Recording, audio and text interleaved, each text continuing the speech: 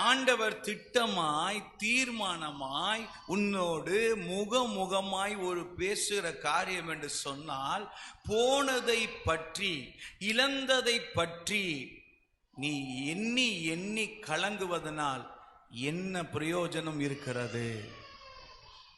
எந்த பிரயோஜனமும் இல்லாத இந்த கவலையையும் அழுகையும் உனக்கு எதற்கு?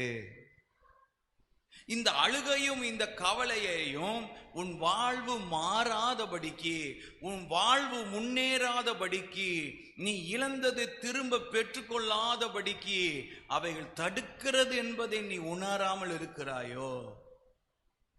கர்த்தர் உன்னோடு பேசுகிறார்.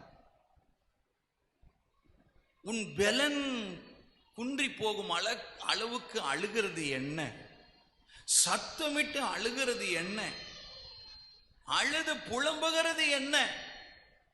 அவைகளினால் எந்த பிரயோஜனமும் இல்லை என்று கர்த்தர் சொல்லுகிறார்.